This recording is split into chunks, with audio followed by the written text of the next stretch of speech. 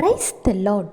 நீங்கள் இந்த உலகத்தில் பிறக்கும் பொழுதே ஆண்டவராகிய இயேசு கிறிஸ்து உங்களை குறித்த ஒரு விசேஷித்த விலையேற பெற்ற திட்டத்தை வைத்திருக்கிறார்.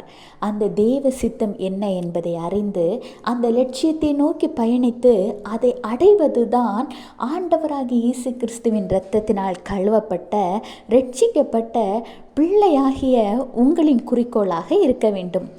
ஆனால் உங்கள் வாழ்க்கையில் வரக்கூடிய ஒரு சில சூழ்நிலைகள் உங்களை ரொம்ப சோர்வடைய செய்து மன நொடிவை உண்டாக்கி, என் வாழ்க்கையில் எந்த ஒரு ஆசீர்வாதமும் இல்லையே, நான் எப்படி ஆண்டவருக்காக ஓட முடியும், ஆண்டவர் என்னை குறித்து வைத்திருக்கிற சித்தத்தை நான் நிறைவேற்ற முடியாமல் போய்விடுமோ என யோசித்து சிந்தித்து கொண்டிருக்கிற பிள்ளைகளாக இருக்கிறீர்கள். இன்றைக்கு ஆண்டவராகிய இயேசு கிறிஸ்து மறுபடியும் உங்களை குறித்தும் அவர் உங்களுக்கு வெளிப்படுத்தி இருக்கிற சித்தத்தை குறித்தும் கூறுகிறார். என்னன்னு பார்ப்போமா?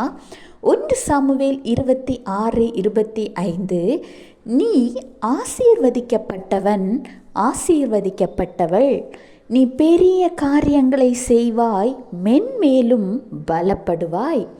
பார்த்தீங்களா? நீங்கள் ஆசீர்வதிக்கப்பட்டவர்கள். நீங்கள் ஆண்டவருக்காக எழும்பி பெரிய காரியங்களை செய்வதற்காக ஆண்டவர் உங்களை தான் தேர்ந்தெடுத்திருக்கிறார். நீங்கள் பலப்படுகிற காலம்தான் இது. இன்னும் பலப்படுவீர்கள்.